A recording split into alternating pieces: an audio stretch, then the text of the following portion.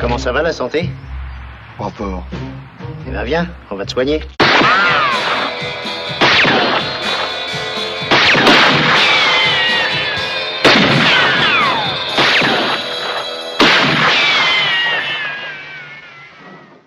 Six premiers. Alors dès maintenant ça tourne, donc vous êtes tout à fait libre de ne pas répondre à ce que vous ne voulez pas. Bonsoir, chers amis du Cercle Aristote, chers spectateurs, bienvenue sur la chaîne Twitch pour ce 4e et dernier épisode des curés de campagne législative 2024. Fin de la blague, parce qu'évidemment, la blague aura trop duré. Il est temps aujourd'hui, avec Pierre-Yves, dans une émission qu'on espère assez courte, aux alentours de l'heure, heure et quart, heure et demie maximum. On va essayer de faire non seulement un petit bilan, on va parler évidemment des résultats, de ce qu'il faut en tirer, mais également de faire un petit classement des gagnants et des perdants, et surtout, évidemment, au premier rang desquels les perdants, évidemment, la France, mais ça, on va y revenir avec Pierre-Yves en détail, et surtout, dans la deuxième partie de l'émission, en plus de certaines de vos questions, on va prendre le temps de dresser, et maintenant, qu'est-ce qu'on fait? Parce qu'on s'est bien marré, on a anticipé ce qui s'est passé, il y a eu des petites modifications, il y a eu des petits changements de dernière minute, mais on va y revenir. Mais le plus important, c'est et maintenant, quoi pour le camp national, quoi pour la France et quoi pour les militants, les gens de terrain, les gens qui écoutent ces émissions. Et on va essayer de faire un petit bilan ensemble avec Pierre-Yves. Pierre-Yves, bonsoir. Bonsoir. Pierre-Yves, semaine très agitée de ton côté, puisqu'on t'a vu en compagnie de Canard Réfractaire sur la chaîne d'Idriss Aberkan, on t'a vu chez Front Populaire avec toujours la même équipe et en compagnie de Jacques Sapir. On était ravis de revoir Jacques. On t'a vu chez Florian Philippot, évidemment. On t'a vu sur beaucoup de médias. Le début de semaine a été très agité de ton côté. Ouais. Donc, j'en ai encore quelques-uns à faire. Je serai... parce qu'il faut aussi avoir une vision de ce qui a eu lieu en dehors de cette élection, parce qu'il y a des tas de choses dont on n'a pas parlé, dont la presse n'a pas parlé, dont la presse alternative ne parle pas.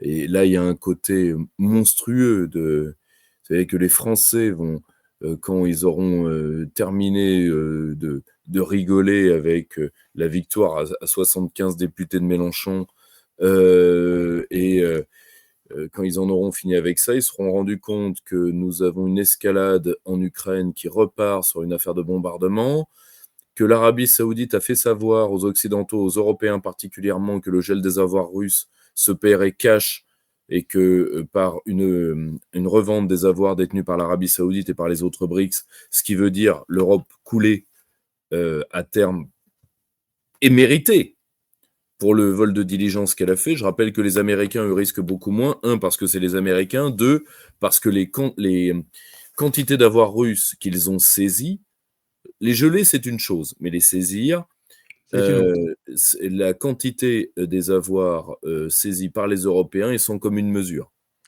Et ça va se payer cash. Or, tout ça n'a pas été commenté, n'a pas été analysé. Donc, et on a encore pas mal de trucs à dire, mais voilà, maintenant que cette farce se termine, je dois dire que j'en suis pas mécontent parce qu'on en a un peu soupé. Oui, d'ailleurs, on va y revenir. Et je tiens donc, merci au public pendant que les gens arrivent sur le live, le direct. On va essayer de parler français, le direct sur Twitch. Merci à tous pour le soutien sur les curés de campagne, un format qu'on a un peu ressuscité à la dernière minute, un peu comme ça, et qui a bien fonctionné en grande partie grâce à vous, chers spectateurs, chers militants, chers publics francophones. Et surtout, on va essayer, vu que Pierre-Yves et moi sommes en partie là pendant ces vacances et qu'on part pas faire le tour du monde, passe beaucoup de choses, on va essayer de sortir un format type grand entretien d'été. Alors, pour tout l'été, on verra quand est-ce qu'il sortira. Est-ce qu'on le fera en juillet, en août, justement pour parler de toute l'actualité qui n'est pas de la politique française, puisque ça, évidemment, on va finir le tour aujourd'hui avec le 4e émission de curé de campagne, mais un peu pour parler de tout le reste, dont Pierre-Yves on a déjà donné quelques bribes. Surtout un format FAQ, peut-être plus que grand entretien, mais Également. De toute façon, on verra, on arbitrera ça. Donc, exactement. Donc, donc là, on termine les curés de campagne, vu que la blague est terminée, et que malheureusement, disons que sur les prédictions faites, On aurait préféré avoir tort, mais malheureusement, sur bien des points, force est de constater que même en le regrettant, qui ouvre la porte du saloon avec les pieds, se la prend dans... Voilà. Ça, Alors, Pierre-Yves, j'aimerais qu'on commence parce qu'on va faire quelque chose de manière succincte et vraiment structurée. On va commencer avec un nouveau record du monde qui a été battu puisqu'on avait prévu que le NFP, le nouveau Front populaire, allait mettre en étant optimiste, entre 3 et 5 jours à se tirer dans les pattes. Il a fallu 5 minutes après l'annonce des résultats. Ça, c'est un record du monde tout battu. Des fois, Mélenchon, il attendait 1 heure avant de trahir, avant de faire Castor. Là, c'est 5 minutes que disent en fait, non, c'est moi, en fait, on devrait faire comme ça, etc. Et donc, la NFP a mis, Pierre-Yves, 5 minutes avant de s'entre-déchirer, bien sûr. comme prévu, mais encore plus rapide Comme que prévu. mais encore plus rapide. J'aurais pas cru, dès le lendemain, Clémentine Autain, on avait prévu que ça viendrait d'elle. Hein. Ah bah là, de toute façon, Mais Clémentine, dès le lendemain, je siégerai pas avec la France Insoumise. Et donc, bon, on va procéder avec méthode. Ouais. Et là aussi, on va passer, disons, dans l'échelle des gagnants et des perdants, on va voir qui a gagné quoi. Mmh. Donc, on va procéder de gauche à droite. Le NFP. Qui a gagné quoi que ce soit au sein du NFP? Alors déjà, on va partir des faits, des données brutes. Qui a gagné en nombre de députés? Mélenchon? Non. Mélenchon stagne. Il perd 1. Officiellement, il perd 1, donc voilà. On va dire qu'il stagne. Ouais, voilà. Moins, c'est pas méchant. Voilà. C'est pas méchant. Les Verts augmentent leur nombre d'à peu près 1/3. Le PS double. Donc, c'est les potes à Flamby. C'est les potes à Flamby qui gagnent. Première victime de ce résultat, le SMIG à 1 600 €, qui était dans le programme de Mélenchon. Ça, même les Verts disent que oui, mais non, mais si, mais non, mais... Et grosso modo, ça veut dire Lulu. Donc déjà, première victime, le SMIC à 1 600 € a pu. Donc le salarié français. Première victime, le salarié français. Première victime. Donc, ensuite, la totalité de ce groupe qui réussit grâce au désistement pour les macronistes et au report de voix macroniste, report de voix bien inférieur au leur pour Macron. Le report de voix des électeurs du NFP est un tout petit peu plus de 70% pour Macron. Le report de voix des électeurs macronistes est aux alentours de 40 à 43% pour Mélenchon. Ce qui veut dire que 1 sur 2 n'y est pas allé. On est à peu près dans la même chose, vu que ce sont des sociologies comparables, même si c'est un électorat encore plus âgé, avec les Républicains. Donc, c'est ces gens-là, plus le maintien de certains candidats républicains, qui ont fait le score de Mélenchon et son nombre de députés. Au passage, je rappelle que le NFP vient de parti, à commencer par la France Insoumise, qui avait décrété que la majorité macroniste de 226 députés élus la dernière fois ne valait rien parce qu'elle était loin des 289.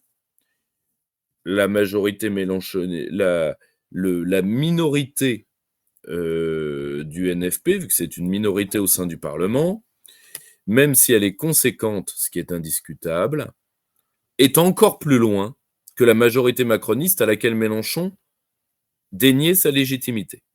Alors, à force de toujours dénier la légitimité des autres et jamais interroger la sienne, parfois, on prend un bâton merdeux et on en fait un boomerang merdeux. Donc, voilà grosso modo ce qu'on peut déjà dire des données brutes au sein de cette famille-là. Au sein de cette famille-là, vous avez un autre point que je voudrais souligner, c'est les 9 députés communistes. Donc nous sommes d'accord que pour un groupe à l'Assemblée nationale, il en faut 15. Donc là, il en manque 6. Or, vous l'avez vu, M. Roussel a été éliminé. Ce qui fait de M. Chassaigne l'homme fort du PCF au moment où nous parlons. C'est ça, cette phrase commence très mal. Luc Oui, Chassaigne est homme fort, déjà, il y a un souci. tu vois. Or, et M. Chassaigne, il est tout à fait possible que vous voyez M. Chassaigne demander à quelques divers gauches, mais surtout aux purgés de la France insoumise qui ont, pour la plupart, à l'exception notable de Raquel Garrido, été réélus, de siéger dans son groupe. Ce n'est pas impossible. Ce n'est pas certain, mais ce n'est pas impossible. Donc, vous avez vu que le grand gagnant est donc le Parti socialiste, qui d'ailleurs a expédié son candidat pour Matignon en réélisant à sa tête Boris Vallaud. Qui est Boris Vallaud? Boris Vallaud est le social traître par excellence. C'est le mari de Najat Vallaud-Belkacem, de sinistre mémoire. Et on peut dire que c'est quelqu'un qui est assez allergique à la plupart de ce que symbolise une partie de la LFI. C'est un macroniste de gauche très clairement. Et de toute évidence, le PS ne le met pas en avant pour rien. À savoir également que une autre candidature qui pourrait être une candidature d'union de la gauche en tout cas libérale, serait Madame Delga, dont la haine viscérale pour Jean-Luc Mélenchon, haine à double sens, est une haine physique. Donc, ça promet une folle ambiance. Du sport. Alors, juste Pierre-Yves, continue ton propos. Je dis juste pour le chat, il y a plein de questions, il y a plein d'abonnements, il y a plein de soutiens. Pierre-Yves va d'abord faire le tour, l'analyse, etc. Et ensuite, en deuxième partie, vous aurez l'occasion de poser vos questions. Donc, ne posez pas vos questions maintenant parce que sinon, on va les rater. On les prendra dans une demi-heure, 45 minutes. On laisse d'abord. Et puis surtout, qu'il y a une certaine partie de vos questions qui seront peut-être répondues dans les prochaines minutes par Pierre-Yves. Donc, attendez juste la fin du propos liminaire, on va dire. Et après, on prendra toutes les questions que vous voulez du moment qu'on a le temps. Voilà, cette annonce étant faite, Pierre-Yves, tu peux y aller. Vas-y. Donc, nous avons évidemment, en plus, nous avons des candidats de poids de la social-démocratie traîtresse, comme M. Hollande, qui a été élu. Nous avons pour les Verts Madame Voynet, donc quelqu'un qui est, là pour le coup, dans l'anti-France lourde, mais qui a participé, je le rappelle, au gouvernement Jospin, qui est le gouvernement qui a le plus privatisé le plus privatisé de l'histoire de la gauche française, et l'un de ceux qui a privatisé le plus de toute l'histoire de la période républicaine. Bon, donc elle n'est pas gênée par le macronisme. Je rappelle que d'ailleurs, Emmanuel Macron l'avait mis je crois, à Mayotte, donc à l'ARS de Mayotte, pour une sorte de sinécure et de protection. ARS de Mayotte, où elle a eu un bilan absolument détestable et désastreux. Donc voilà. Grosso modo, le piège anti-Mélenchon dont je vous avais parlé est en train de se mettre en place, avec d'ailleurs la complicité en large partie de M. Mélenchon. Pourquoi ?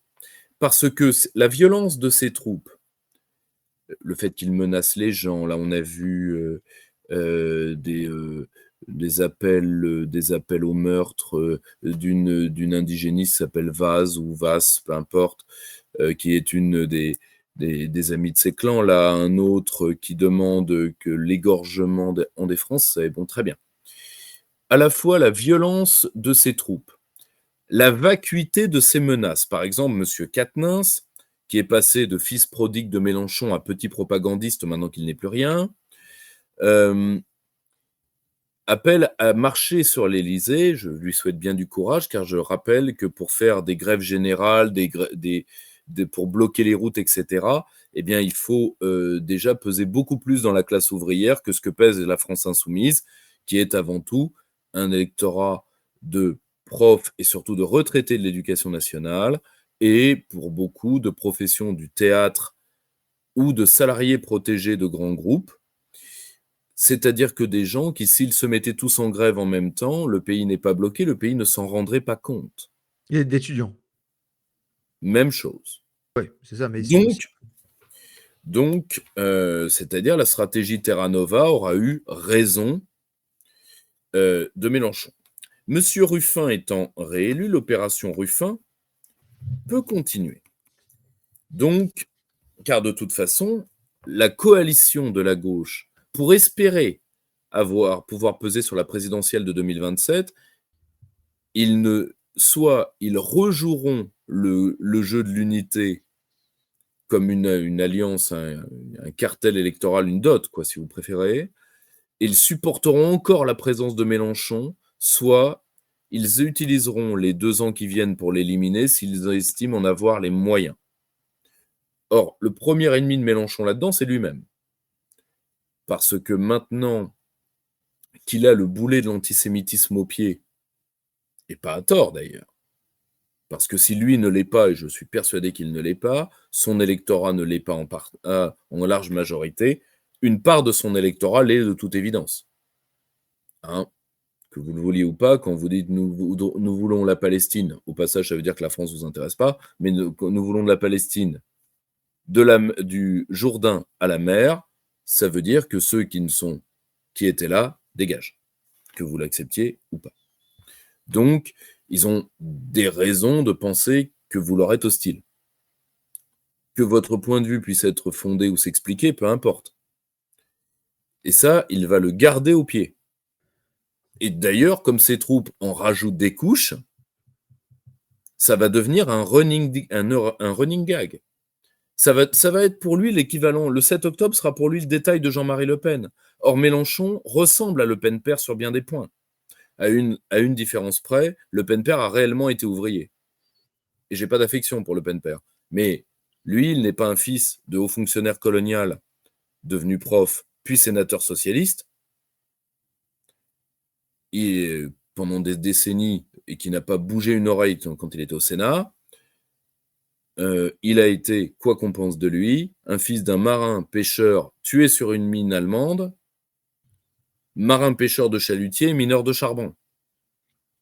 Qu'il soit devenu un grand bourgeois aux alentours, je crois, de sa 40e année avec l'affaire Erlambert est une chose. Mais il n'empêche qu'il a été mineur hors de charbon, il a été soldat et il a été marin pêcheur de chalutier. C'est une expérience des classes populaires et ouvrières qu'un fils de haut fonctionnaire colonial n'a pas. C'était un vrai anarchiste aussi.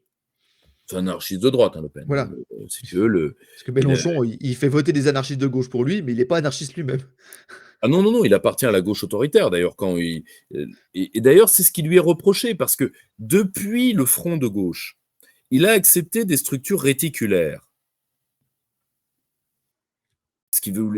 Je pense qu'il l'a fait tout simplement parce que, entre les écologistes particulièrement et les gauchistes, il n'avait plus assez de gens de sa pensée à lui. Mélenchon est un homme de gauche autoritaire. Hein.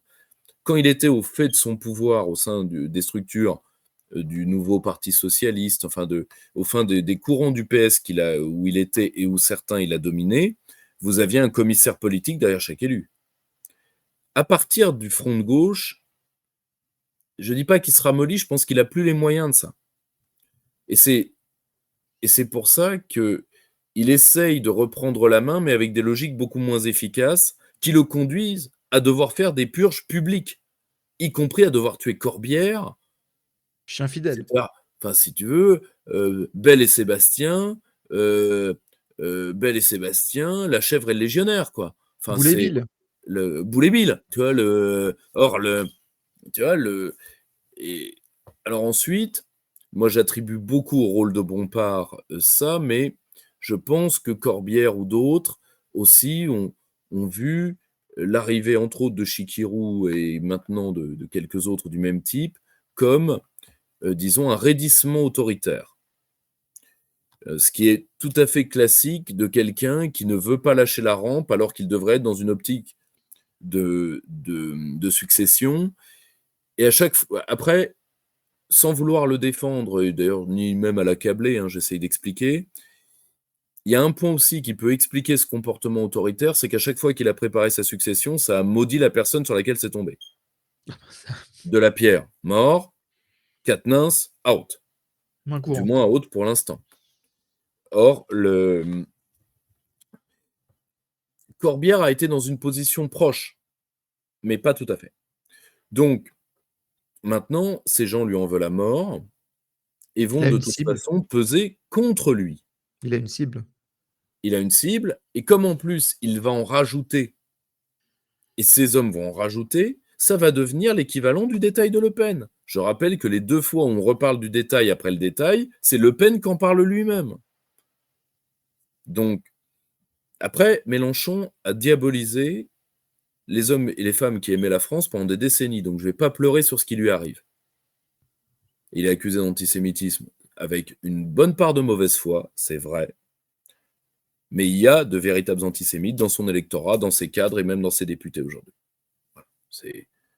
Si vous voulez, c'est assez clair. Puis il y a eu des fous dangereux, hein, on se rappelle de Bono et compagnie, je veux Plus dire, des fous voilà. dangereux, enfin, si vous voulez, ils envoient leurs milices attaquer des librairies, comme ça a été le cas de notre ami Vincent, que je salue, que j'embrasse, avec une volonté de l'attaquer en plein jour pour pouvoir essayer de blesser des clients. Enfin, voilà, ils avaient fait attaquer un cortège catholique il y a quelques années, donc si vous voulez, On va pas le plaindre. Voilà.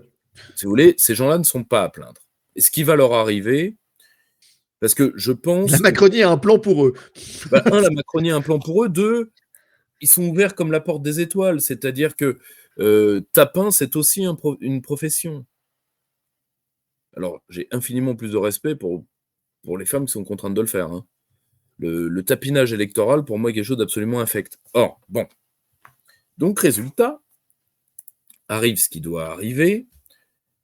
Cette non-majorité ne peut pas constitutionnellement forcer le président à quoi que ce soit. Et donc, il n'appelle personne. Aussi pour une raison, c'est que si ces gens-là arrivaient au pouvoir, ils prennent une motion de censure et la première, ils tombent. C'est clair et c'est net. Bah, c'est le même temps entre le 20h résultat, 20h03 dissension. Bah, c'est le même temps, c'était 3 minutes Exact. la motion Et de censure. donc, tout le reste du groupe, évidemment, Mélenchon ne sera jamais Premier ministre parce que ce serait une folie, mais surtout tout le reste du groupe. Et le pire, c'est que Mélenchon dit qu'il veut l'être alors qu'il sait qu'il ne peut pas l'être. Et d'ailleurs, s'il l'est, il ne sera jamais candidat pour la présidentielle prochaine. En réalité, il joue à faire monter la tension pour que le ralliement in fine de la France insoumise à une logique de gouvernement, de cohabitation avec Macron et de collaboration avec le groupe macroniste, vu qu'ils n'ont pas de majorité, puisse obtenir, je crois qu'ils ont demandé dans les négociations dont j'ai entendu parler, 2 ministères dont Bercy. 2. J'ai entendu Voilà. également, c'est ce qui ressort des trucs, c'est 2 ministères. 2 ministères. Donc, des gros ministres. Mais rien que ça, ce serait très difficile. Très difficile. Or, et surtout, s'ils font ça, ils doivent renoncer à leur stratégie de bordélisation de l'Assemblée. Et donc, ils doivent avouer en partie leur collaboration avec le système. Ce qui est évidente quand vous la regardez de loin, mais là, pour le coup, il va falloir l'assumer avec leur électorat à eux. Parce qu'évidemment, le programme L'Avenir Ensemble ne sera jamais, jamais, jamais appliqué. Y compris dans la version très édulcorée qui est là. C'est aussi simple que ça. Donc, ça, c'est pour ce volet-là. C'est-à-dire que l'opération anti-Mélenchon commence, c'est-à-dire qu'il sort avec une cible sur le ventre, et pour le coup, il est, en tout cas la gauche, pense à raison qu'il est celui qui fait en sorte qu'elle ne puisse pas gouverner. Mais en même temps, c'est lui qui a apporté une part du carburant électoral. Sa technique de draguer les banlieues par justement ce discours d'antisémitisme d'atmosphère à partir de la question israélo-palestinienne a fait que, évidemment, les banlieues ont voté en réalité, les banlieues ont voté contre les Français, quoi. C'est aussi simple que ça. Mais même s'ils se sont beaucoup plus mobilisés, parce que là, ils ont un parti qui tend, c'est le discours de Mélenchon, hein, sur les villes et sur le discours des villes et des banlieues. Donc ça veut dire que ça devient de plus en plus un parti ethnique, ou en tout cas qui est dans une démarche ethniciste. Et le problème, c'est que même là, objectivement, la mobilisation de la banlieue n'est pas... objectivement, c'est les catégories Terra Nova qui ont fait voter Mélenchon, plus évidemment les vieux. C'est-à-dire que vous avez là le choix des boomers et des gens médias dépendants. Le vote musulman ou le vote des banlieues n'y aurait très largement pas suffi. Mhm. Bon. Donc, une fois que vous avez ça, On rappelle, dernier point, Pierre-Yves, qu'on a vu les premières déclarations d'attaque, on va dire, bon, pour l'instant ça reste léger, mais de Ruffin, en termes d'écartement par rapport à Mélenchon, etc. On a vu cette semaine mais sortir. de toute façon, c'est maintenant, c'est certain, Voilà. que ce soit Juste lui, que ce soit affaire à parti. suivre. Voilà, ça va suivre son cours comme dit. Donc, une fois qu'on a ça, Autre énorme gagnant, donc deuxième groupe parmi les gros blocs aux élections, donc la Macronie qui fait alors la mieux que Macronie. limiter la casse. C'est assez Alors la incroyable Macronie limite la casse en utilisant l'antifascisme d'opérette. Évidemment, le elle va se castor. retourner. Maintenant qu'elle a castorisé d'un côté de l'omelette juppéenne, elle va castoriser de l'autre. C'est-à-dire que maintenant, la diabolisation de la France insoumise revient quasi immédiatement. Bon. Ce qui veut dire au passage que nous sommes d'accord que le macronisme, c'est le candidat du grand capital. Donc, quand le grand capital a à choisir, c'est mieux vaut les gauchistes que les nationaux. Ça, c'est la preuve par 9. Bon. Or, la Macronie... Nationaux, c'est vite dit en plus. Hein. Oui, mais pour eux, ce qui est vu comme... Michel Onfray a une très belle phrase là-dessus. C'est-à-dire qu'un parti maastrichtien, un parti immigré, un parti français, donc 3 drapeaux, un drapeau français, un drapeau palestinien, un drapeau européen. Et et je pense que, de toutes les manières, maintenant que la stratégie est castorisable, je peux le dire, le grand gouvernement central, la prochaine fois, bon, il n'y aura jamais, et là, pour une fois, je suis d'accord avec Dominique Régnier, en fait, si vous additionnez toute la gauche socialement, par exemple, on va être très clair, le Rassemblement national a fait 10 millions de voix. La gauche est très au-dessous. Très au-dessous. Donc, de toute façon, dans une dynamique présidentielle, la gauche ne peut pas, et si elle se retrouvait, la seule chose qu'elle peut espérer, c'est se retrouver face au Rassemblement national et que les boomers revotent pour elle. C'est le seul scénario qui est gagnable. Il faudrait qu'ils arrivent dans les 2 premiers, donc devant le candidat de la Macronie. Ou du grand gouvernement central, dans ce scénario-là. Et c'est pas facile à battre, ça, parce que les boomers choisiront toujours la maison. Alors, c'est pas facile à battre, surtout quand on propose avant tout le bordel. Parce qu'il ne faut pas oublier que ce n'est pas uniquement le parti du capital, le macronisme, c'est aussi le parti de l'ordre. Et des boomers. Et des boomers. Donc bon. Mais,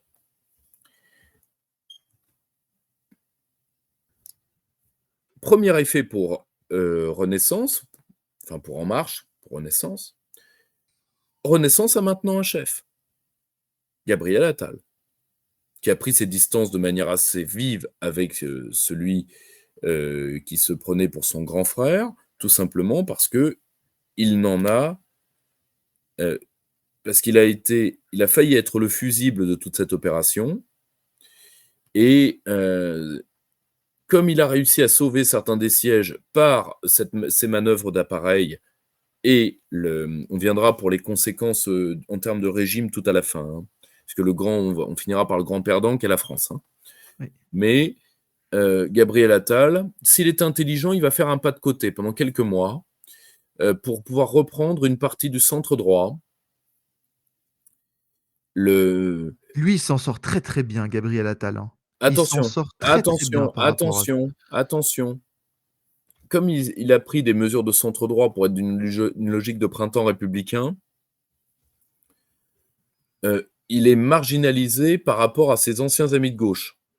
Et la force du centre droit ne suffira pas à le propulser et malheureusement, si Emmanuel Macron le désigne, c'est un baiser de la mort.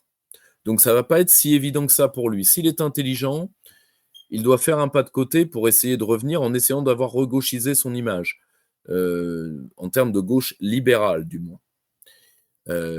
Donc parce que si vous voulez, gagner à partir d'Horizon, du MoDem et du macronisme de droite, quand 80%, enfin 70% plutôt, du vote de droite est allé au Rassemblement national, c'est pas aussi évident que ça en a l'air.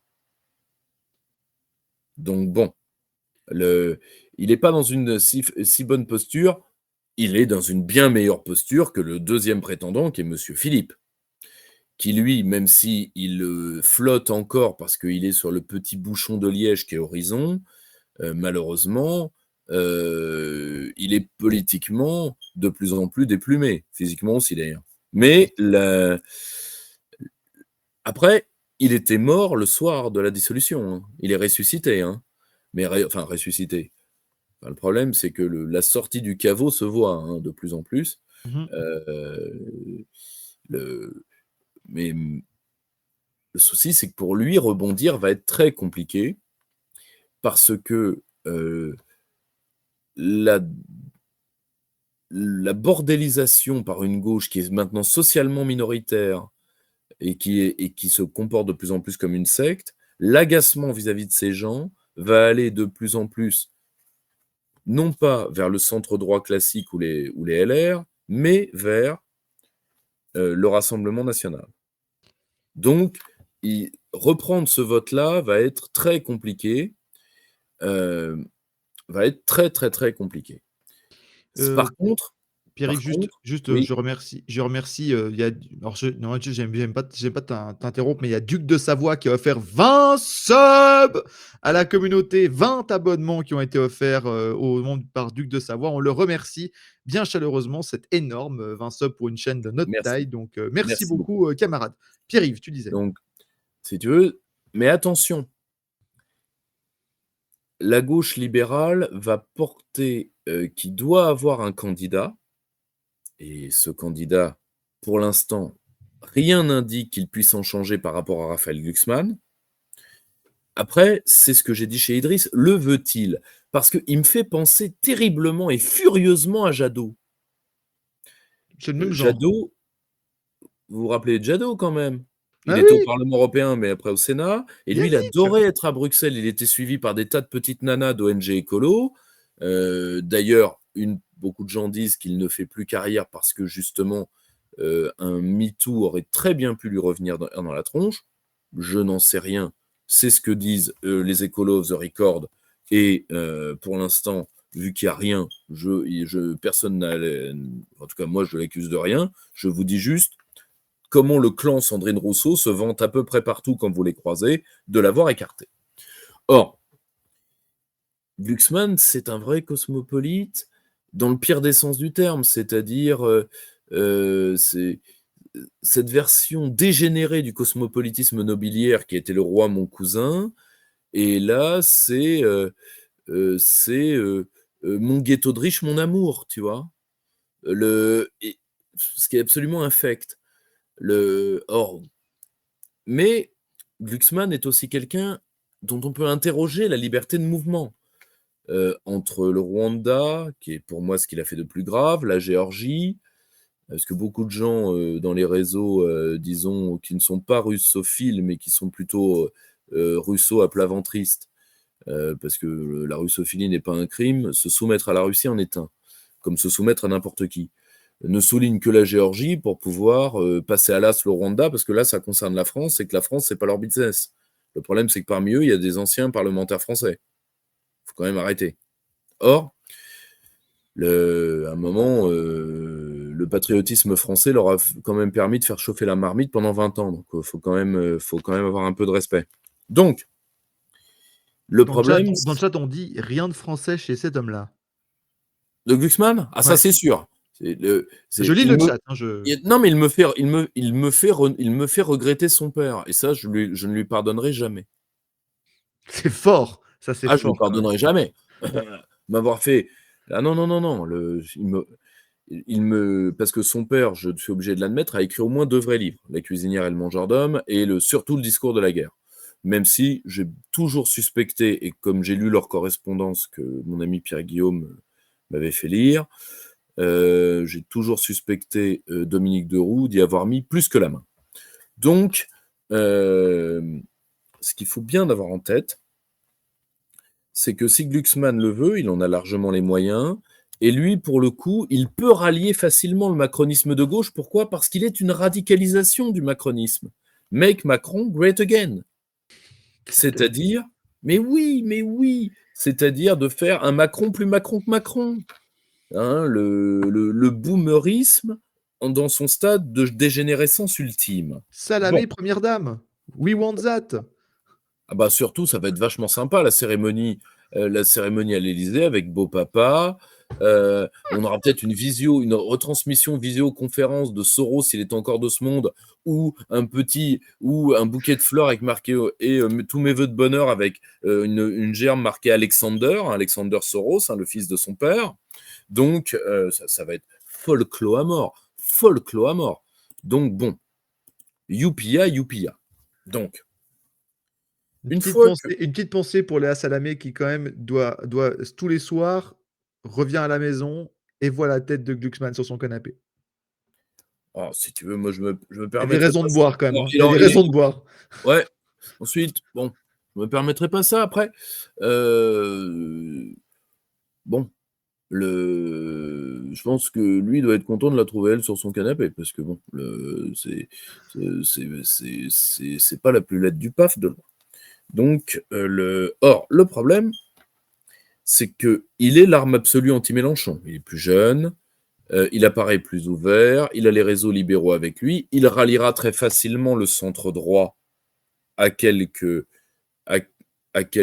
trahisons près. Et d'ailleurs, il est absolument impeccable sur le fil de la grosse coalition.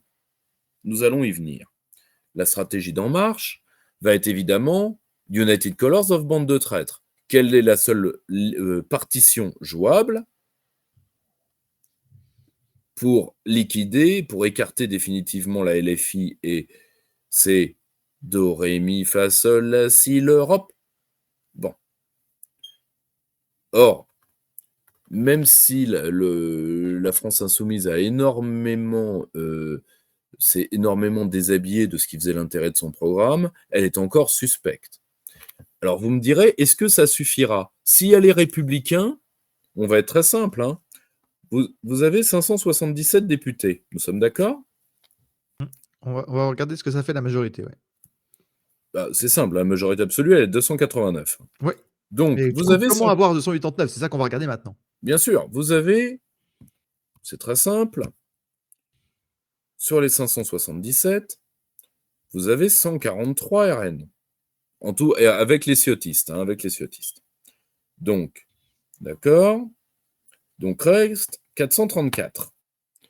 Vous avez, je crois, 180 en tout, nouveau Front Populaire.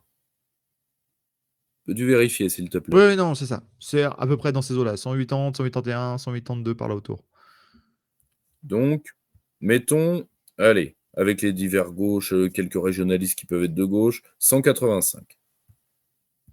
D'accord ?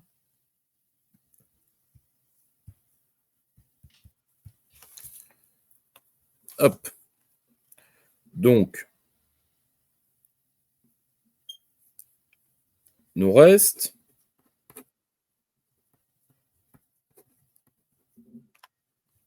alors, il nous reste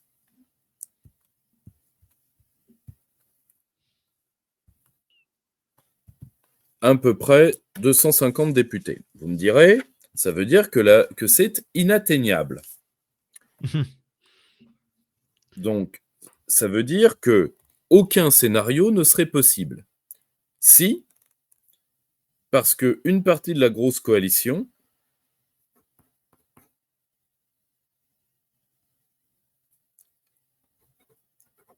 sur les 249 députés, vous avez le groupe Renaissance.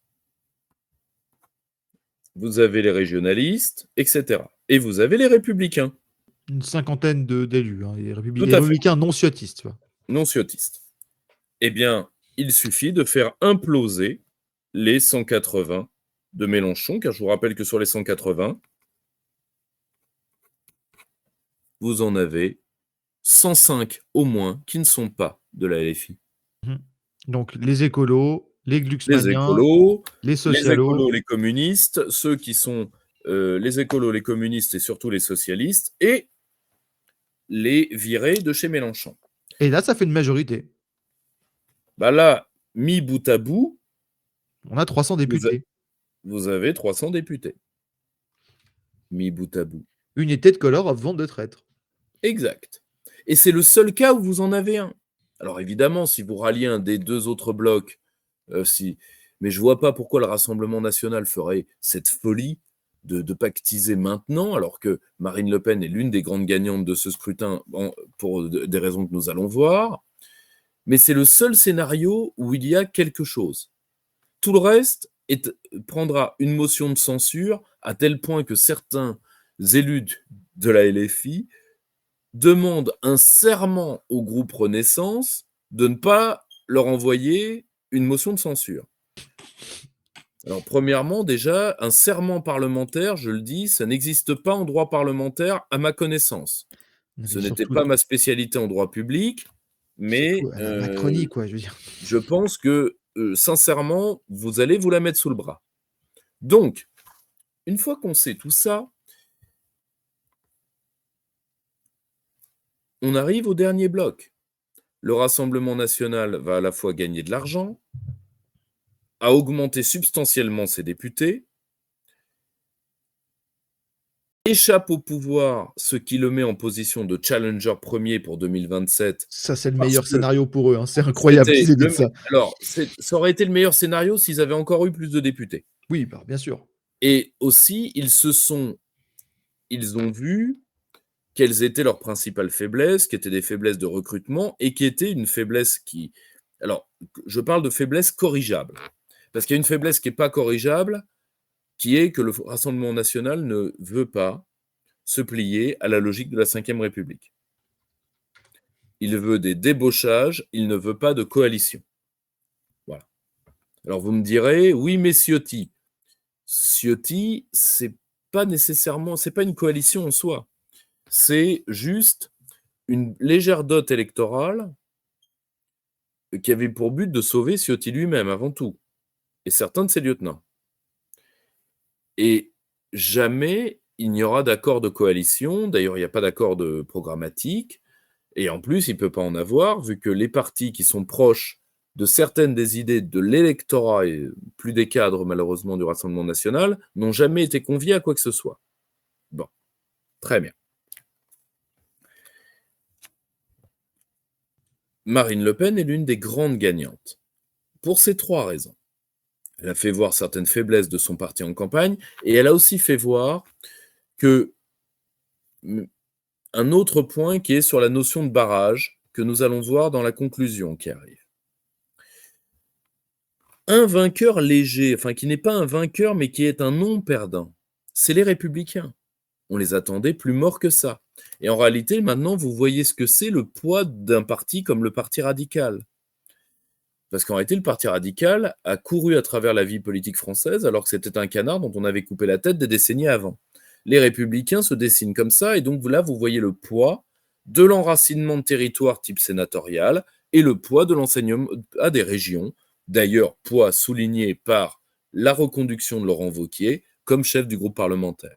Ça ressemble énormément au parti radical qui existe en Suisse, d'ailleurs, au Donc, passage. C'est exactement le même genre de mode de survie. alors ensuite, En Marche et les Républicains ont aussi un point commun, c'est qu'ils parient sur les boomers. Or, c'est un choix qui démographiquement aura du mal à se vérifier dans le temps. Alors, ils sont forts, mais néanmoins. Bon. Néanmoins, ce n'est pas... c'est un électorat qui va... Alors, vous me direz, le boomerisme mental va passer à une génération, disons, postérieure, certes, mais ce seront des gens qui n'auront plus les moyens financiers d'avoir ce qu'on appelle des croyances de luxe. Tout comme les retraités qui vont arriver sur le marché de la retraite dans les années à venir seront plus pauvres. et auront donc des habitus de classe différents pour beaucoup d'entre eux. Bon. Donc, maintenant que nous avons vu tout ça, il est grand temps de couronner le vrai gagnant de cette élection et la vraie perdante de cette élection. Le vrai gagnant de cette élection, c'est Emmanuel Macron, de très loin. Qui vient de publier un courrier, on est en direct, sur Twitter, dans lequel il nous explique qu'il n'y a pas eu de majorité et qu'il n'y aura, il encourage tous les partis européistes, je traduis, hein, il encourage tous les partis européistes, ça vient de tomber sur Twitter, à s'engager pour faire une coalition et un gouvernement là, au-delà des partis pour le bien de l'Union européenne, de la France et de tout le tremblement. Voilà. Donc, en réalité, il n'acceptera aucun changement de fond. Et donc, le cadre est sauvegardé, donc le cœur du macronisme qu'est la xénocratie est inchangé. Il a obtenu ce qu'il voulait. La France est ingouvernable, alors que nous allons entrer dans une crise budgétaire et économique qui va faciliter notre mise sous contrôle définitif. Et je pense que toute cette opération n'était liée qu'à ça. Et là, pour le coup, je dirais pas chapeau bas l'artiste, mais néanmoins, il gouverne mal, mais se défend bien. Et maintenant qu'il sait exactement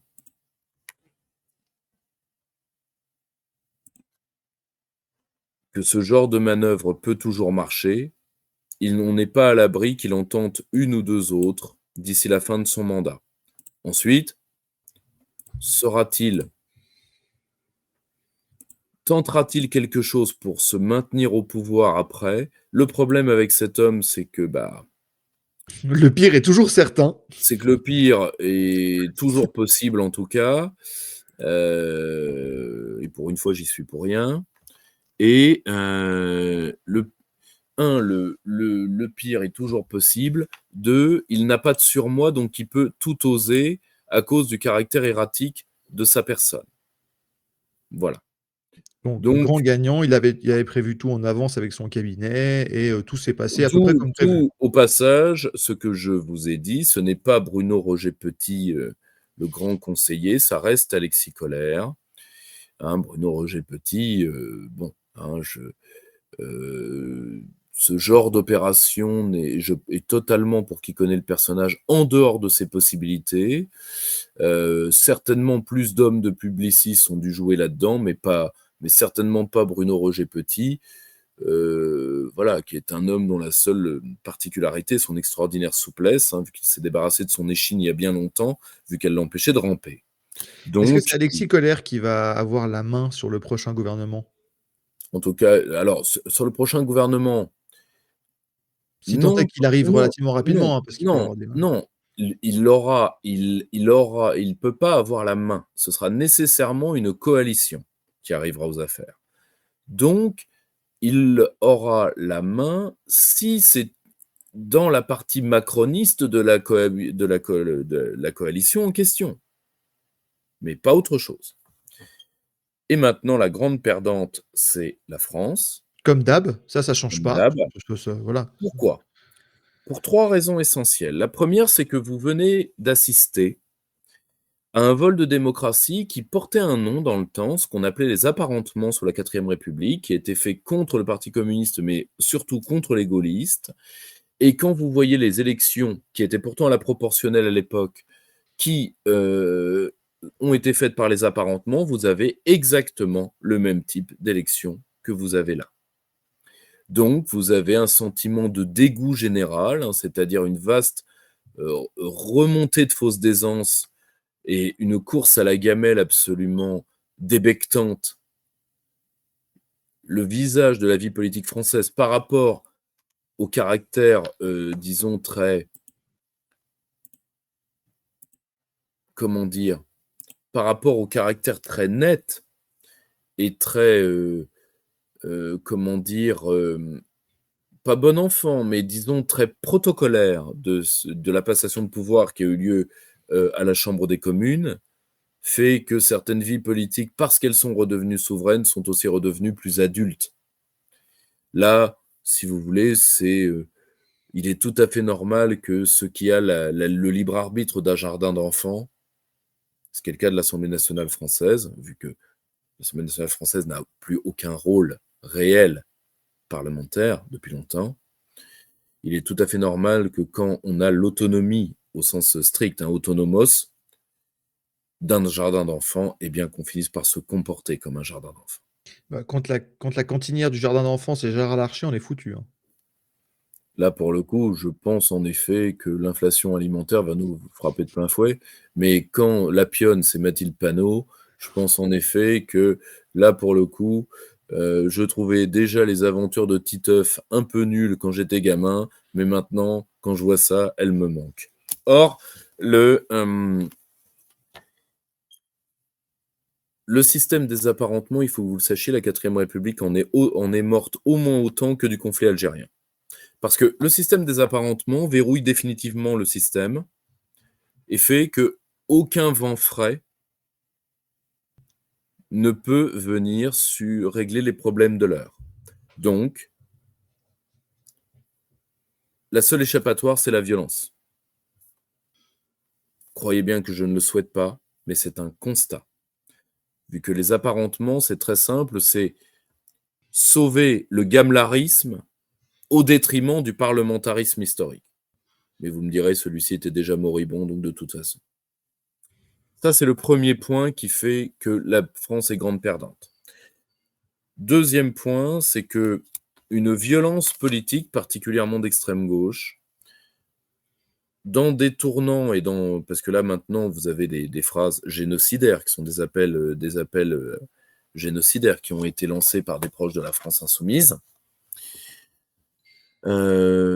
indique qu'une partie, et là vous avez un phénomène qui est un phénomène de dégénérescence intellectuelle et morale des gauches occidentales. Vous avez la même chose chez les démocrates américains qui appellent la guerre civile, sachant qu'ils la perdront militairement, tout comme, alors vous me direz, la gauche française estime que comme elle a les banlieues, elle a plus de poids que la gauche américaine, c'est vrai, puisque celle-ci est en train de reculer dans une part des Afro-Américains et dans une part des Latino-Américains. Surtout que le loyalisme de ces deux communautés est plus qu'acquis à l'Amérique. Les Afro-Américains, comme Ils l'a sont très bien très dit, patriotes. comme l'a très bien dit Tucker Carlson dans un extrait que nous avons fait traduire, ça fait des siècles qu'ils sont américains, donc ça pose pas de question, ça pose pas débat. Et d'ailleurs, il dit lui-même que la théorie du grand remplacement le gêne plus qu'autre chose, et gêne les Trumpistes, et il explique d'ailleurs pourquoi. Donc, le problème, c'est que là, nous sommes face à des populations, en tout cas pour une partie assez lourde des immigrations africaines et maghrébines. Ça ne touche pas les autres immigrations, comme l'avait très bien souligné Pierre Conessa. Là, pour le coup, ce sont des vagues migratoires dont le loyalisme à l'égard de la France peut tout à fait être remis en question. Néanmoins, entre être remis en question et vouloir aller se faire trouer la peau pour Mélenchon et Hollande, à titre personnel, je pense qu'ils sont... Et c'est ça qui me terrorise dans cette gauche, c'est qu'en réalité, c'est le syndrome Charles Manson de la gauche française. Je m'explique. Charles Manson a fait le massacre de Sharon Tate pour faire une guerre raciale parce qu'il pensait que les Afro-Américains étaient des sauvages et que leur sauvagerie, c'est pour ça qu'il voulait leur faire endosser le crime, allait réveiller un sentiment de guerre raciale chez les WASP et qu'à la fin, tout le monde se foutrait sur la figure. La gauche française prend les vagues migratoires successives comme des barbares portant intrinsèquement la violence dont ces petits gauchistes ne sont plus capables, mais ils veulent, dans un réflexe qui est tout à fait un réflexe colonial, non plus faire suer le burnous, mais nous foutre le burnous dans la gueule pour que celui-ci exerce sur la société dont ces gens qui sont les parfaits rejetons dégénérés ne rêvent que de se venger parce qu'ils veulent profondément disparaître et en veulent au monde entier d'être venus au monde, veulent que la violence des barbares tombe sur le bon peuple pour le punir de ne pas avoir fait la révolution gauchiste que ces gauchistes émasculés n'ont pas su faire eux-mêmes. Hein, c'est toujours cette vieille haine qui vient de 68. Or, la plupart des banlieues sont pas assez connes. Ces gens sont pas assez cons. Ils ont un rapport, ils ont 2 multiples rapports d'ailleurs avec la France, qui pour beaucoup sont déloyaux, c'est vrai, qui vont du parasitisme ordinaire à l'hostilité franche, mais ils se feront pas trouer la peau pour Mathilde Panot.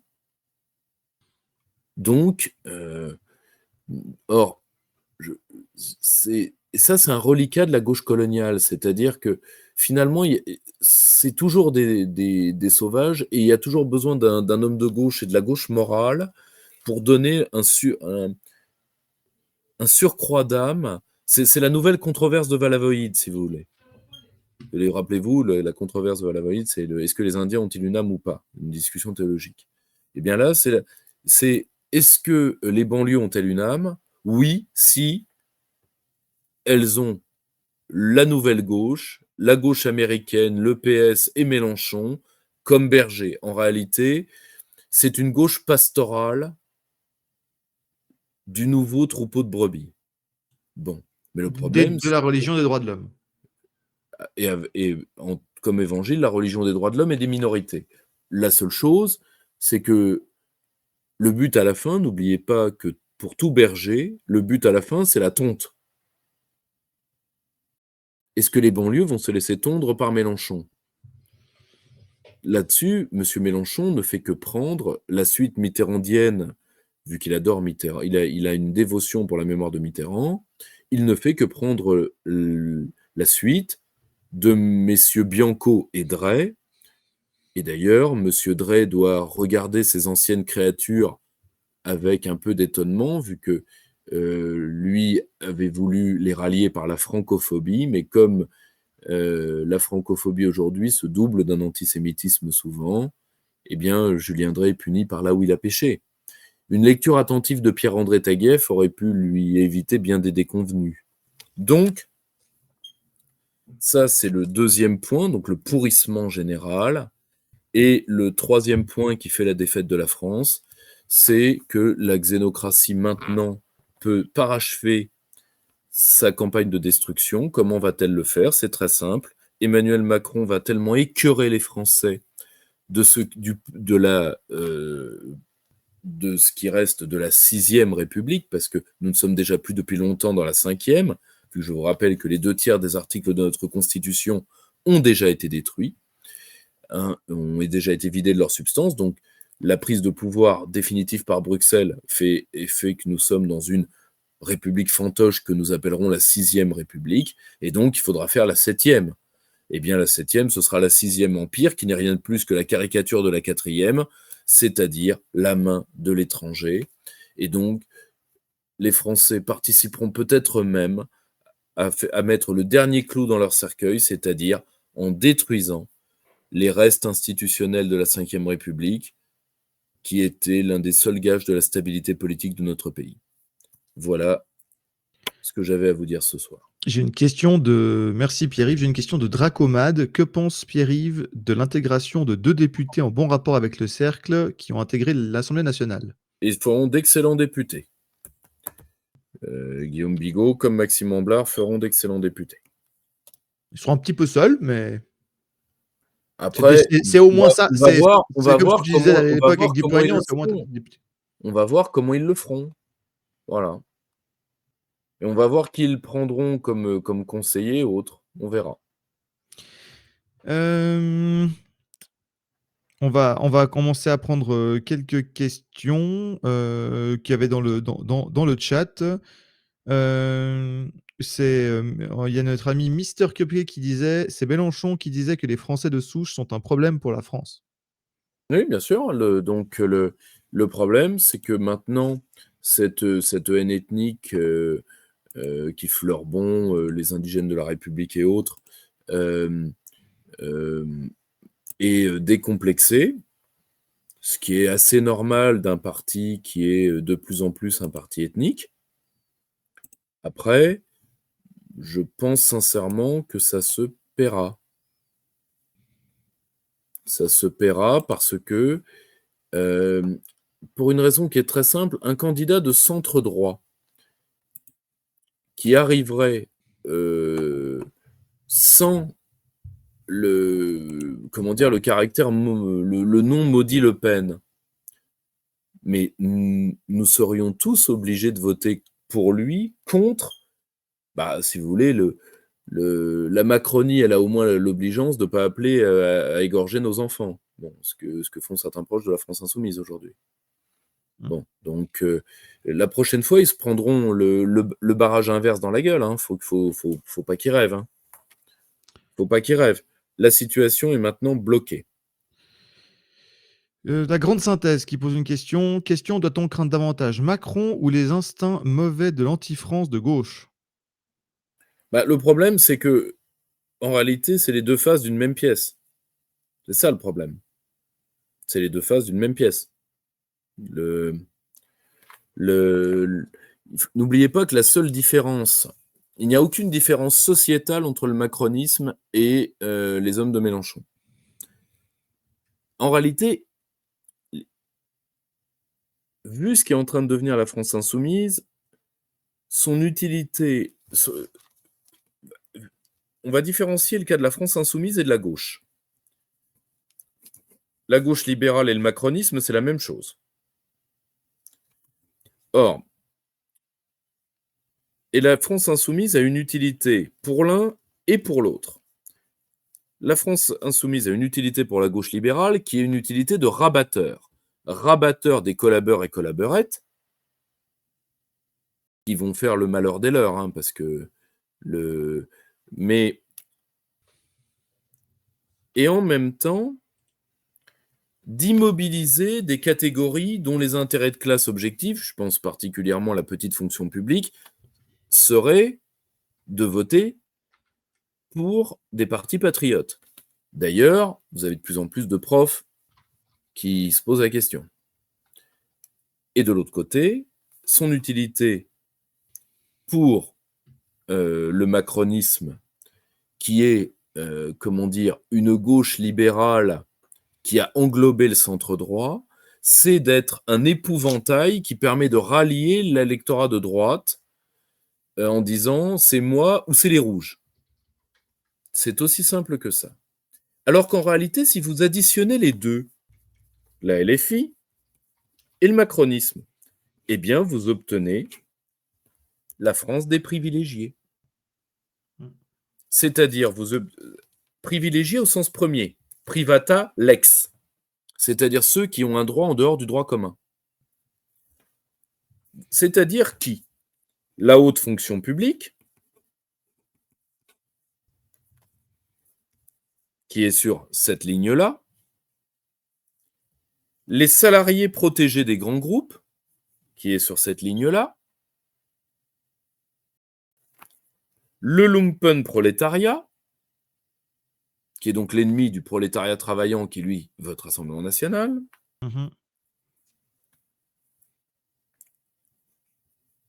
une partie de la petite fonction publique qui, elle, n'est pas du tout parasitaire, mais qui, elle, s'illusionne par effet de cliquet parce qu'elle pense qu'elle doit suivre les professions intellectuelles supérieures à laquelle elle appartient par ses diplômes. L'archétype, c'est les profs. Que les profs, moi je l'ai été, je le suis, donc je sais très bien que c'est des gens qui bossent et que ça les meurtrit qu'on les accuse du contraire. Et qui ne sont pas assez payés pour ce qu'ils font, c'est indiscutable. Il suffit de voir d'ailleurs les moyennes de barème, hein, ne serait-ce que par nos pays voisins. Hein. Mais on pourrait dire la même chose de la petite fonction publique hospitalière, avec le sort, par exemple, absolument infect qui est fait aux infirmières et aux aides-soignantes. Bon. Or, le problème, c'est que les profs, eux, se persuadent que comme ils sont une profession intellectuelle supérieure, ils devraient voter, ils ne peuvent pas voter avec les ouvriers. Donc, il faut voter avec les théâtreux et donc avec les professionnels de la culture, c'est-à-dire que des gens qui sont incapables d'un travail réel, pour beaucoup d'entre eux. Et qui, quand ils le sont, parce qu'il y a de très belles professions d'art, sont marginalisés et sont emportés par la gauche avec le même chantage que la petite fonction publique. Je vois par exemple les musiciens de conservatoire, les petits éditeurs, enfin les professions intellectuelles supérieures. Bon. Mmh. C'est-à-dire que ce sont des gens dont l'habitus culturel est une trahison première de leurs conditions de vie. Bon. Et donc là, vous avez, et bien sûr, les boomers. Bon, et bien quand vous additionnez ça, bah, vous avez la France des privilèges. Ouais. Deux petites questions très rapides, Pierre-Yves, avec des réponses en quelques mots.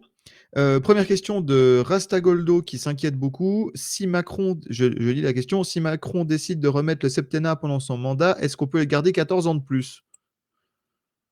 Alors théoriquement, là, il y a le vrai problème, mais là, on n'a qu'un avis du Conseil constitutionnel. Théoriquement, il ne peut pas refaire un mandat. D'accord. Mais c'est qu'un avis. Moi, je veux une décision, et le Conseil constitue pendant encore un an, c'est Fabius, hein. Au passage, faites attention aux nominations qui vont arriver. Parce que président de l'Assemblée nationale, président du Sénat, bon, président du Sénat, lui, il bougera pas. D'ailleurs, déjà, faudrait qu'il puisse. C'est un tractopelle qui bref. Tu vois, mais le président de l'Assemblée nationale, président du Sénat, et président de la République, Premier ministre, c'est des postes à nomination. C'est-à-dire vous avez les nominations au Conseil des ministres, vous avez les nominations des présidents de chambre, etc. Ce n'est pas rien, hein.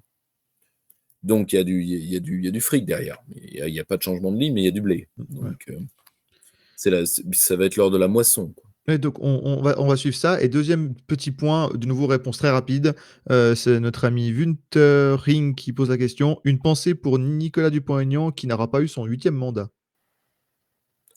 Oui, bien évidemment, il aura été victime de la vengeance des LR, parce que c'est le LR qui le fait battre, de peu d'ailleurs. C'est dommage parce qu'il a participé au redressement. Enfin, la ville de Hyères lui doit énormément. C'était un des meilleurs élus locaux de France. C'est très triste, mais tout comme je suis très triste de la non-élection de Gerbert Rambaud, de celle de Vincent Cousdière, qui aurait fait tous les deux d'excellents députés, de celle de mon ami Charles-Henri Gallois, qui aurait fait un excellent député, de celle de Pierre Gentillet, qui aurait fait un excellent député. Et je pense que pour eux tous, ce n'est que partie remise. Mmh. Une autre question de Astrid3119. J'ai maigre espoir que si Trump revient, Macron se calme. Grâce à Trump et son élection, on évite un duo Macron-Hillary. Alors, En 2016, je parle de 2016, le duo Macron-Hillary, c'est 2016, hein, 2016, bien évidemment. je suis d'accord avec vous. Là, nous allons vivre 4 mois très durs. Il peut tout se passer. Il peut donner l'arme nucléaire, il peut tout donner. Enfin bref, ça peut être terrible. Non, là, attention, l'arme nucléaire, attention. Élargir le feu nucléaire et donner l'arme, on désapprend pas une arme. Attention dans les termes. Tu vas pas leur donner les missiles, tu vas pas leur donner les sous-marins, enfin, tu peux pas leur donner la triade. Non, tu Par contre, partages. tu peux dire, comme un con, que si tu touches s'il y a un missile sur Varsovie, tu atomises Moscou, et donc tu te fais tuer 65 millions de Français pour le compte des Polacs. Tu vois, ensuite, comme Varsovie demande que ce soit Berlin qui est, et là, l'accord, voilà, les Polonais font ce qu'ils ont fait dans l'entre-deux-guerres, c'est-à-dire qu'ils se mettent dans les roues de l'Allemagne et l'Allemagne va leur rouler dessus. Et d'un côté, tant mieux. Hein, la Pologne aura toujours le sort qu'elle mérite. Le problème, c'est que maintenant que Varsovie veut que ce soit Berlin qui prenne les forces armées du continent, donc voilà, je suis très inquiet parce que, en tout cas, il n'aura pas de majorité pour donner le siège à l'ONU, ça c'est sûr. Et de toute façon, il faut réviser la charte de San Francisco. Et même si les Américains de Biden peuvent vouloir donner ça au Bosch, jamais la Russie, mais surtout la Chine, n'accepteront. Donc, et la Grande-Bretagne, alors maintenant qu'elle est vue par qui elle est dirigée, c'est difficile à dire, mais ce n'est pas l'intérêt de la Grande-Bretagne de le faire non plus. Bon, donc là où nous allons vivre 4 mois très durs, c'est que tant que l'élection américaine n'est pas réglée, il peut avoir encore un dérapage en Ukraine. Et là, par exemple, l'affaire du bombardement m'inquiète énormément. Nous allons devoir nous mettre sur ce dossier rapidement. On en reparlera dans les prochaines émissions. Et je suis très inquiet parce que ensuite, si Trump revient, ça va calmer tout le monde. Et donc, ça ne fait que vérifier quelque chose que j'ai eu la faiblesse de dire, je crois, dès l'année 2023, c'est que la seule vraie date de 2024, c'est novembre. Oui, et d'ailleurs, on va suivre ce dossier durant tout Ah, l'été et tout l'automne, ah évidemment, bah, et maintenant tout, que et tout, et c'est tout, et tout, et tout l'automne. exactement. Une remarque mise en avant par Gaulois Souverain, je te la mets parce que ça aussi, certains militants pensent aujourd'hui. Donc, ça ne te concerne peut-être pas directement, mais c'est important d'avoir ce retour aussi des viewers et enfin, des Ouais. spectateurs et des. Voilà.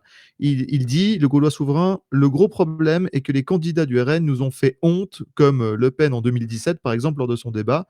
Et il dit: «Bardella n'a aucun diplôme ou expérience, ce n'est pas du mépris, de social de dire qu'il a pas beaucoup de compétences. Sans autre combinaison électorale, pas possible pour eux de gagner». Je suis d'accord. Je suis d'accord. Ensuite, je pense que plus que ça, comme le Rassemblement national ne veut pas ni le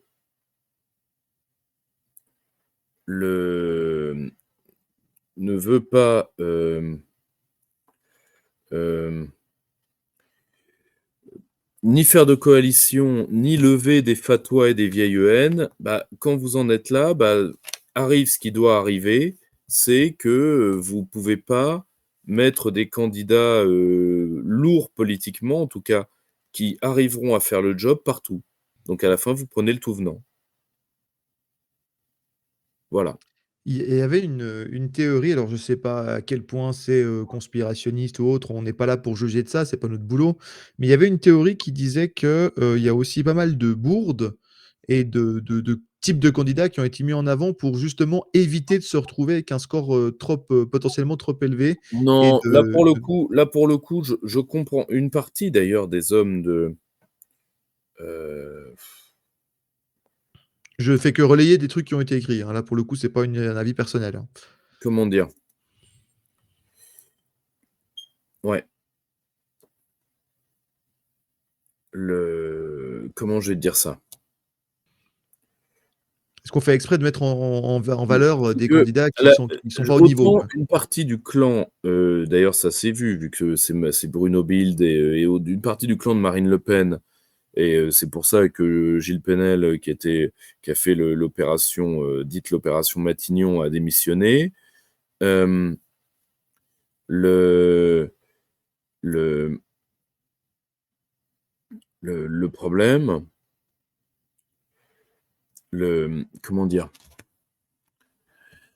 Le Une partie des proches de Marine Le Pen attaque la stratégie Bardella là-dessus. Ça peut augurer d'ailleurs, quelque chose de malsain au sein du Rassemblement national dans les mois à venir. Entre ça, j'ai levé cette hypothèse chez Florian. Heu, mais de là à dire qu'ils ont envoyé, des candidats problématiques, à titre personnel, je n'y crois pas. Par D'accord. contre, et ce qu'il faudrait, c'est, avoir des brigades hem qui puissent, trouver, tout ce que font les candidats, ennemis et l'utiliser. Mmh mh. Voilà. Ça, c'est ça aussi, nous avons besoin de contre-ingérence à ce niveau-là. J'ai une autre question pour finir un peu avec ce chapitre de la droite. C'est passé un peu sous silence parce qu'ils avaient d'autres soucis, mais Reconquête a fait 0,7. Donc, des mauvaises langues diront que c'est un score, qui ressemble à ceux des souverainistes. Tout ça pour dire qu'ils avaient d'autres chats à fouetter et qu'on une grande partie des militants alors en ce moment là, c'est la guerre ouverte totale puisqu'ils ont reçu un document de 58 pages, je ne mens, j'ai lu le document sur mon téléphone, donc j'ai eu l'occasion de le lire, de 58 pages pour expliquer la traîtrise de Marion par rapport au clan Zemmour, Knafo, etc.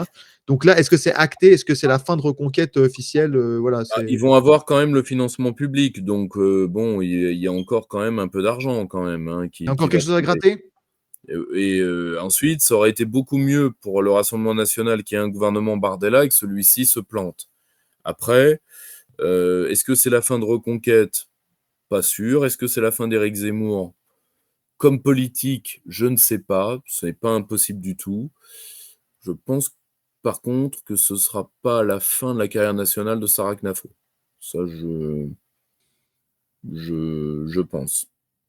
Donc, elle est assez redoutable, donc je pense qu'on en réentendra parler et de toute façon, il y a encore des moyens à Reconquête, hein. Donc, vous savez, objectivement, vous savez, De Gaulle disait toujours ça aux chefs des révolutionnaires qui venaient tous, quand ils venaient en France, demander, le voir pour demander, un conseil. Il leur disait: «Existez». Tant qu'un parti perdure, pour ça qu'on dit qu'on n'est jamais mort en politique, parce que, on n'est jamais mort pour une seule raison, c'est que vous êtes mort quand vous le dites. Vous êtes mort quand vous laissez tomber, quand vous lâchez l'éponge. Mais le pire, c'est que même mort, vous pouvez avoir, une influence parfois plus grande. Je vais donner un exemple, et je suis le premier à m'en plaindre, de l'influence des hommes de Bruno Maigret, en tout cas d'une partie d'entre eux, sur les idées du camp national. Ça, c'est sûr. Voilà. D'accord. Une question que je trouve pour le coup constructive et relativement intéressante, c'est une question de quelle base qui pose la question: «Quel livre conseillez-vous pour développer notre sens politique et ainsi mieux appréhender la situation actuelle?» Point d'interrogation. C'est trop vaste. Je vais publier, qui sera sur le site du Cercle, à la demande de notre SG, je vais publier une bibliographie de base pour les Pour les militants, de à pour peu les près combien militants. d'ouvrages qu'on puisse se rendre compte? Voilà. 10, 12? 50. Ah mais ils arriveront pas, on n'arrivera pas à tout lire les 50 Non, bouquins. mais chacun prend chacun prend les sujets qu'il veut. C'est pas 50 sur le même sujet. C'est 50 introductions à des sujets. Ouais. Ce qui Donc, servira de voilà. base, pour les militants, qui veulent, s'intéresser à tel ou tel sujet. Et d'ailleurs, pas que des livres qui sont publiés par le Perspective Libre ou si? Qu'on puisse un peu Bien se rendre sûr compte. que non, bien sûr que Voilà. non. Si je mettais 50 livres de Perspective Libre, ça veut dire que je mettrais la totalité de ce qu'il y a déjà dans la rubrique librairie. C'est ça. Si tu veux, et puis, je rappelle que je fais venir un mec différent par jour, moi, donc, je me pose pas là, tu vois? Et ben, on réjouit de faire ça, ce travail durant cet été et durant cet automne, parce que c'est aussi un travail de formation, qui est vraiment au cœur de la doctrine et de l'action du cercle Aristote. Une question de Juju3737 qui rebondit sur ce que tu as dit avant. Quels sont les hommes de Bruno Maigret qui influencent la droite aujourd'hui?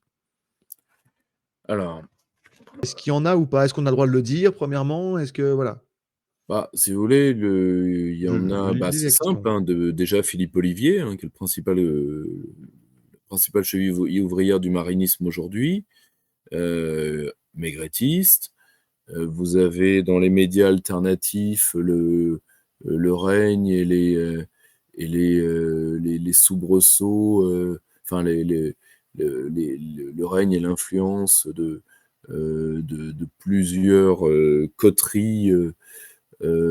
Quand on voit, alors certes, ils ont perdu quelques plumes récemment, mais quand on voit l'influence, qu'ont des hommes comme Le Gallou, qu'ont eu les argentiers de toute cette droite-là, voilà, j'en dirai pas plus pour ne pas que ça tourne à l'affrontement, ce que je ne cherche pas, parce que pour moi, profondément, entre les miens et les leurs, on n'a plus rien à se dire depuis longtemps. Mais voilà, la seule chose, c'est vous voyez, Bruno Maigret mort politiquement est peut-être plus puissant aujourd'hui qu'il ne l'a jamais été. Sauf à l'époque où il était le dauphin de Jean-Marie Le Pen. Mmh. Eh bien, on suivra tout ça. Merci Pierre-Yves pour ces 1h22 d'émission. Je tiens à remercier le chat pour non seulement les questions, les abonnements, voilà, les subs, les commentaires, le soutien. Évidemment, nous, on va continuer le travail d'information populaire, de mettre en avant à la fois des personnalités assez connues sur Internet pour parler de certaines thématiques, mais également des gens que personne ne connaît et profiter de les mettre sur la chaîne du Cercle Aristote. On travaille évidemment en grande partie très grande partie bénévolement. Je remercie les équipes, je remercie Max, bien entendu, à la régie ce soir, qui a vite changé son programme de stream pour qu'on puisse faire cette émission. Merci beaucoup, Maxime, pour ça. Merci, mon Max. Merci à toi, à Nico. Merci Je tiens à dire... 400 personnes qui ont été en 400, on a commencé le live à 150, on a fait le direct, on est là à plus de 400 personnes, donc toujours un grand succès. Alors qu'on n'avait rien annoncé, donc ça c'est en partie ma faute. Je tiens à dire à faire deux rappels pour conclure. Vas-y. Le premier, c'est si vous voulez nous rejoindre, vous pouvez adhérer au cercle. Vous pouvez également nous proposer des compétences, que ce soit en termes de think tank, donc des spécialistes de différentes choses. Enfin, si vous voulez, si vous avez des travaux que vous voudriez partager, si vous avez des compétences militantes, nous allons lancer plusieurs choses encore dès septembre, déjà rien que pendant les assises de la souveraineté. Donc, si vous voulez venir nous renforcer pour que nous puissions justement relever le gant de cette période lourde qui s'offre à nous, vous pouvez tout à fait venir et nous proposer disons, vos projets et vos compétences. C'est cerclearistote@gmail.com. Votre concours, ouais, on en a besoin. Votre concours. Et n'oubliez pas que vous avez plusieurs moyens de nous suivre. Évidemment, le Twitch, évidemment, la chaîne YouTube, évidemment, les deux groupes Telegram que nous avons, donc Cercle Aristote Annonce et le fil Cercle Aristote. Vous avez également, vous pouvez nous suivre également sur Spotify, vous pouvez nous suivre également sur le nouveau Discord. Vous pouvez nous suivre également sur Twitter, bien évidemment, et sur les différents Facebook, pages et comptes. Donc voilà, n'hésitez pas. La rentrée du cercle en termes de conférences, ce sera le 2 septembre. Donc inscrivez-vous si vous voulez être tenu au courant. Vous avez l'organisation des cercles de province, donc renseignez-vous sur les cercles autour de vous. Et si vous souhaitez vous engager, n'hésitez pas, on est plus que preneurs, parce que nous avons espéré que le dur ne viendrait pas. On nous a parfois dit que nous étions trop angoissés. Je me rappelle quand on disait oui, mais ce n'est pas encore arrivé. Et bien maintenant, nous y sommes. Ça n'aura pas été faute d'essayer de l'éviter. Eh bien, ce sera dit. Merci pour ce message de fin. Merci à tous d'avoir suivi cela. C'était le dernier curé de campagne de ces législatives 2024. Merci beaucoup de nous avoir suivis humblement et modestement durant cette période. Mais le Cercle Aristote ne s'arrête pas. Il y aura la rentrée littéraire, il y aura les assises de la souveraineté, il y aura des vidéos par-ci par-là durant cet été. Et n'oubliez pas une chose, la chaîne continue. Et la chaîne continue, évidemment. L'information ne s'arrête jamais de ce point de vue-là. Merci beaucoup Pierre-Yves, une excellente soirée. Merci à toi mon Nico, merci Max, je vous embrasse tous les deux. Prenez autant de repos que possible. Et on se retrouve très rapidement pour un prochain direct ou une prochaine vidéo sur la chaîne YouTube. Merci beaucoup. Chers camarades, si tu veux plus de contenu, de réinformation, d'éducation populaire et de formation intellectuelle, n'hésite pas à faire un don sur notre page Tipeee.